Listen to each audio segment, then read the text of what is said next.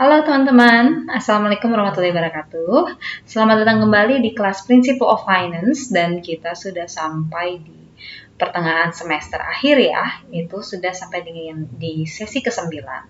Nah, hari ini kita akan belajar lebih lanjut mengenai keputusan investasi dan bagaimana caranya kita mau mengambil keputusan investasi. Apa saja yang perlu dipertimbangkan. Nah, ini adalah menggunakan buku yang sama, yaitu Fundamentals of Corporate Finance dari Ross et al. Dan kita sudah sampai di bab ke-10 ya, Making Investment Capital Decisions. Nah, sebelum kita mulai, mungkin saya ingin bertanya dulu kabar teman-teman bagaimana? Semoga kita semua tetap semangat dan juga tentunya sehat selalu ya. Oke, teman-teman, seperti biasa, saya akan memulai sesi hari ini dengan pemaparan singkat terlebih dahulu mengenai materi dari yang akan kita bahas bersama, yaitu tentang bagaimana caranya kita membuat keputusan investasi modal. Nah, ini ada berbagai istilah baru mungkin yang teman-teman pernah dengar. Itu pada intinya kita harus membuat project cash flow dan nantinya kita harus membuat juga pro forma financial statements atau pro forma itu bisa disebut dengan forecasted ya, atau ramalan dari laporan keuangan berikutnya dari periode berikutnya. Nah, maksudnya apa sih cash flow yang relevan terhadap capital budgeting analysis? Itu adalah operating cash flow dan juga nanti ada cash flow lainnya akan kita identifikasikan bersama di contoh soal yang akan kita bahas, dan ini disebut dengan incremental cash flow. Jadi ada prinsipal yang harus kita pegang teguh nih kalau misalnya kita mau membuat keputusan investasi, yaitu stand alone principle, di mana satu perusahaan dengan perusahaan yang lain atau satu project dengan project yang lain itu harus diisolasikan. Jadi di treatment secara berbeda karena memang nature-nya berbeda antara satu project dengan project lainnya. Yaitu dengan simply, yaitu secara sederhana fokus aja kepada incremental cash flow-nya. Nah, lalu apa right question-nya adalah apakah arus kas ini hanya akan muncul apabila kita menerima project tertentu? Itu adalah right question ketika kita mau membuat capital investment decision dan juga membuat incremental cash flow. Nah, kalau misalnya iya, maka harusnya dimasukkan ke dalam analisis karena merupakan bagian dari incremental cash flow. Tapi kalau misalnya tidak, berarti seharusnya tidak usah dimasukkan ke dalam analisis karena ada proyek ini ataupun tidak, sama-sama harus dikeluarkan arus kasnya. Nah, kalau misalnya part of it atau merupakan bagian dari adanya pada arus kas ketika kita menerima proyek, maka seharusnya dimasukkan yang bagian yang akan muncul ketika kita menerima suatu proyek. Oke, ada beberapa tipe cost yang pada dasarnya adalah pertama sunk cost, yaitu biaya yang diakui yang telah terjadi di masa lalu. Itu biasanya adalah investment cost kalau kita membuat project baru atau perusahaan baru. Nah, opportunity cost yaitu adalah biaya ketika kita memutuskan untuk memilih suatu opsi dibandingkan opsi lainnya. Oke, lalu ada changes in net working capital, berarti perubahan dari current asset dengan current liability selisihnya, dan biaya financing serta tentunya pajak. Oke, pro forma atau projected statement and cash flow itu kalau kita menghitung cash flow ada operating cash flow namanya, yaitu kita mengurangi earning before interest and taxes dengan taxes dan ditambahkan dengan depreciation. Kenapa sih depreciation harus ditambahkan kembali? Alasannya simpel teman-teman, karena depreciation ini sebenarnya tidak ada uang kas yang kita keluarkan, namun itu diakui sebagai biaya yang dialokasikan sebagai penurunan nilai dari suatu aset yang kita miliki. Nah, sedangkan total cash flow ini adalah minus net capital spending yang pernah kita pelajari di sesi 3 ya kalau nggak salah ya, ditambahkan dengan operating cash flow dan dikurangi dengan perubahan di net working capital. Nah, ini adalah contoh projected income statement. Langsung aja kita ke contoh studi kasus ya, agar lebih jelas gimana sih caranya kita membuat pro forma financial statement. Nah, ini adalah kasus singkatnya, yaitu ada sebuah perusahaan yang bernama Peaceful Electronics Incorporation itu merupakan sebuah perusahaan manufaktur dengan skala menengah yang berlokasi di West Florida. Nah, pimpinan perusahaan yang bernama Santi merupakan ahli waris di perusahaan tersebut. Setelah 70 tahun berdiri, perusahaan berkembang hingga menjadi manufaktur company dari berbagai alat elektronik. Dan untuk mengatasi perkembangan keuangan perusahaan dari tahun ke tahun, Santi baru saja merekrut Anda sebagai analis finansial perusahaan. Di sini ada berbagai data yang perlu kita perhatikan, yaitu pertama-tama adalah tentang penjualan terbesar dari Peaceful Electronics ya, yaitu PDA, Personal Digital Assistant, yang hanya ada satu jenis model. Nah, tapi ada berbagai model baru yang mempunyai fitur yang lebih canggih dari perusahaan-perusahaan kompetitor. Oleh karena itu, Santi menganggarkan dana sebesar $750.000 untuk mengembangkan prototipe produk baru.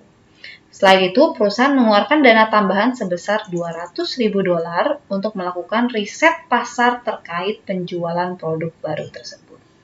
Ya, jadi ada dua biaya di awal, yaitu Research and Development $750.000 dan juga riset pasar juga, termasuk di dalam riset pasar itu $200.000. Nah, Peaceful Electronics memproduksi satu PDA baru dengan variable cost-nya $155, biaya tetapnya $4,7 per juta per tahun. Estimasi volume penjualan ada 74.000, 95.000 sampai dengan 80.000 untuk 5 tahun ke depan. Dan harga per unitnya atau selling price-nya adalah $360 per unit.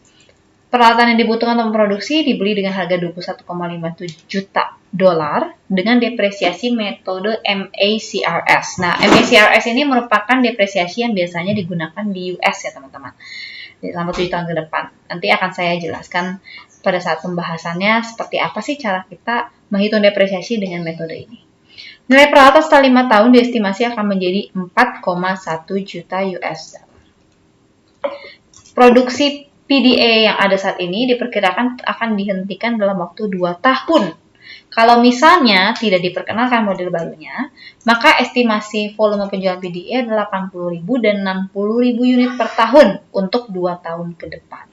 Harga per unit saat ini adalah $290, harga variabelnya $120 per unit, dan biaya tetapnya $1,8 juta per tahun.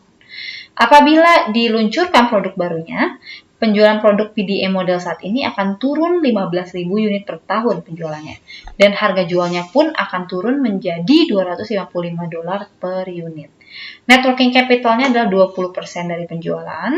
Dan pajak korporatnya 35% serta required returnnya 12%. Pertanyaannya adalah berapa payback period, profitability index, IRR, NPV, dan juga apakah sebaiknya Santi menerima proyek tersebut. Baik, sekarang langsung saja kita coba mengerjakan ya soal ini. Tapi pertama-tama yang harus kita lakukan adalah listing terlebih dahulu data yang ada.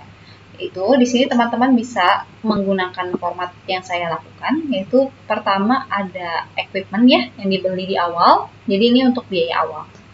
Equipmentnya 21,5 juta US dollar dan depresiasinya MACRS ya.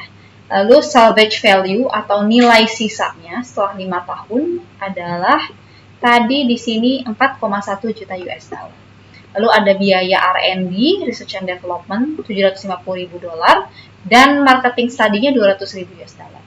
Kedua biaya ini menjadi sunk cost, yaitu biaya investasi yang dilakukan di awal dan sudah tidak akan bisa kita kembalikan lagi walaupun proyeknya dilakukan ataupun tidak, itu biayanya sudah dikeluarkan di awal, sunk cost seperti itu. Nah, lalu berikutnya yang harus didata adalah penjualan, terkait penjualan. Itu pertama sales dari new PDA ya, dari unitnya. Di sini ada 74.000, kita masukkan aja. Lalu 95.000, 125.000, 150.000 dan 80.000. Lalu kalau depreciation rate-nya bagaimana? Dia bilang menggunakan MACRS ya. Nah, MACRS itu adalah seperti ini teman-teman. Kita bisa cari aja di Google. Itu tabel MACRS. Kata kuncinya seperti itu. Di sini ada banyak macam. Itu ada yang 3 tahun, 5 tahun, 7 tahun hingga 20 tahun. Tadi disebutkan di soal bahwa yang digunakan adalah MACRS 7 tahun. Oleh karena itu, persentase depresiasi yang terjadi per tahunnya digunakan yang ini 7 tahun. Tapi karena dia hanya sampai dengan di tahun kelima, berarti kita hanya pakai sampai dengan 5 tahun saja. Jadi yang di tahun pertama itu adalah 14,29%. Ya, berarti 14,29% dikalikan dengan,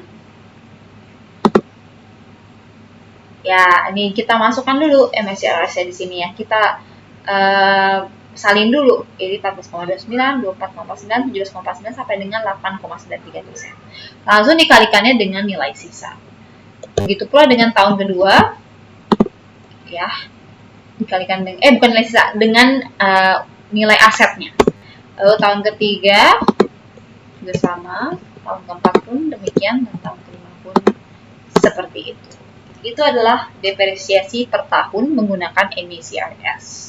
Jadi beda ya dengan depresiasi lainnya, karena di sini kita sudah ditentukan berapa persen sebenarnya depresiasi yang terjadi per tahun.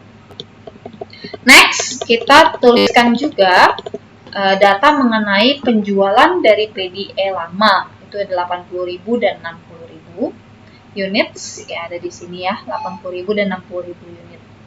Lalu kalau misalnya diperkenalkan PDE-nya, maka akan turun 15.000 unit penjualan PDE lama. Berarti ada penurunan loss sales 15.000.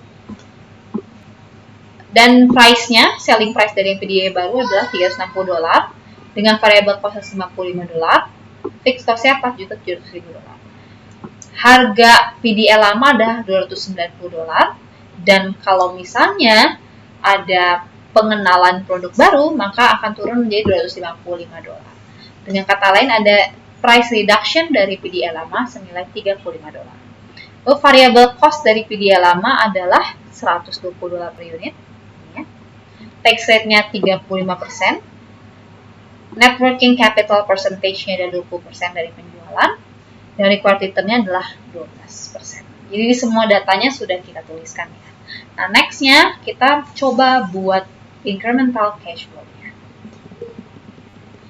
Nah, pertama-tama teman-teman bisa melakukan pencatatan terlebih dahulu dari salesnya dari sales penjualan yang baru, new sales-nya, yaitu merupakan hasil perkalian dari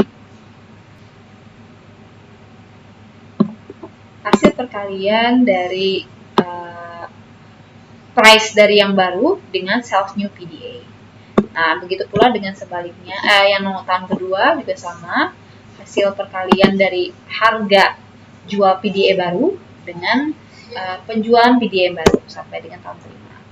Loss sales-nya gimana? Loss sales-nya berarti kita mengalihkan antara ini yang loss sales dengan harga old PDA. Dan tahun kedua pun demikian.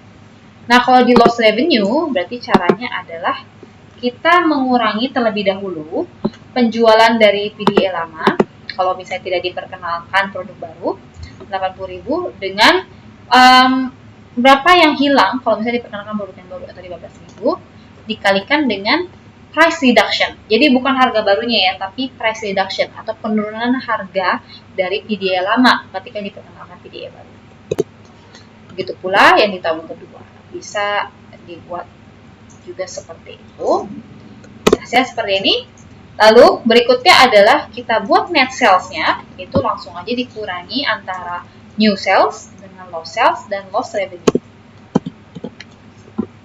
Bisa di drag aja sampai dengan di tahun kelima. Hasilnya adalah sekian untuk net sales ya, dari $20.015.000 tahun pertama hingga 28,8 juta di tahun kelima. Nah, berikutnya adalah kita harus menghitung juga variable cost. Variable cost-nya ada dua macam, yaitu pertama adalah variable cost untuk penjualan yang baru dan variable cost dari penjualan yang hilang atau lost sales. Caranya gimana? Kalau untuk penjualan yang baru, berarti kita tinggal mengkalikan saja antara variable cost PDA yang baru dengan sales new PDA. Setiap tahunnya begitu. Bisa langsung di drag aja. Ya, penjualan baru, variable cost-nya dengan sales new PDA sampai dengan yang di tahun kelima. Variable cost PDA baru dikalikan dengan sales new PDA. Lalu kalau loss sales-nya gimana? lost sales berarti kita tinggal mengkalikan variable cost dari PDA yang lama dengan lost sales 15.000. Begitu pula dengan tahun kedua. Dikalikan saja variable cost dari PDA lama dengan tahun kedua. Lost sales. Dan variable cost totalnya adalah berarti kita mengurangi antara variable cost PDA baru dengan lost sales. Ini pun demikian dikurangi. Dan karena tahun ketiga sampai dengan tahun kelima tadi kan tidak akan ada penjualan dari PDA lama, berarti tidak ada lost sales. Ini setelah kita dapatkan sampai dengan variable cost total, berikutnya adalah kita masukkan data-datanya ke dalam satu kolom yang sama. Itu sales, langsung dari sini, diambil dari yang di atas. Variable cost juga diambil dari atas. Fixed cost-nya ini 4.700.000 karena diambilnya dari yang data awal. Fixed cost dari yang penjualan baru adalah 4,7 juta dolar per tahun. Dan depreciation-nya ini berarti kita linkkan atau kita ambil dari yang sudah kita hitung di awal. Ya, pengalian depreciation rate MICRS dengan nilai equipment. Oke, sales dikurangi dengan variable cost, kurangi dengan fixed cost dan depreciation menjadi earning before tax. Ini kita drag aja sampai dengan ke tahun kelima. Dan terakhir adalah kita hitung tax-nya. Tax-nya itu adalah, tadi udah ada ya, datanya 35% dikalikan dengan earning before tax. Nah, ini juga sama, kita drag aja. Dan didapatkan net income-nya berapa? Yaitu pengurangan antara earning before tax dengan tax. Setelah kita dapatkan net income, untuk menjadi operating cash flow, berarti harus kita tambahkan kembali nih depreciation-nya. Depreciation-nya kita masukkan kembali, dan hasilnya adalah operating cash flow. Sudah selesai. Itu adalah operating cash flow-nya. Terus berikutnya kita harus menambahkan juga net working capital cash flow. Yaitu caranya, beginning-nya net working capital itu selalu 0 ya teman-teman. Karena di tahun pertama dianggapnya belum ada net working capital atau modal kerjanya. Beginning-nya 0, nah ending-nya ini adalah 20% dari sales. Tadi ada di soal ya. Net working capital-nya adalah 20% dari penjualan. Net working capital 20% dari penjualan. Berarti 20% dari sales. Yang ini 20% kita ambil, dikalikan dengan sales. Sales-nya adalah yang net sales, bukan yang sales new atau sales low, sales total revenue. Nih, lalu net working capital cash flow-nya adalah pengurangan antara beginning dengan ending. Nah, lalu ending di tahun sebelumnya menjadi beginning di tahun berikutnya. Ini nanti kita link ke sini. Dan untuk endingnya sama, 20% dikalikan dengan sales di tahun itu. Nah, kita kurangi beginning dengan ending. Lalu ini kita linkkan lagi, untuk beginning adalah ending tahun kemarin. Endingnya adalah 20% dari sales. Sama ini juga, endingnya menjadi beginning. Dan endingnya adalah 20% dari sales. Dan terakhir adalah ending dari tahun keempat, menjadi beginning di tahun kelima. Dan net working capital endingnya di tahun terakhir proyek kita itu adalah 0. Jadi beginning di tahun pertama dan ending di tahun terakhir itu selalu 0. Saya 7.560.000. Berikutnya, untuk memperoleh net cash flow, kita harus mengurangi antara operating cash flow. Maksud saya menambahkan antara operating cash flow dengan net working capital cash flow. Itu menjadi net cash flow-nya. Jadi bisa tinggal di drag aja. Hasilnya adalah sekian.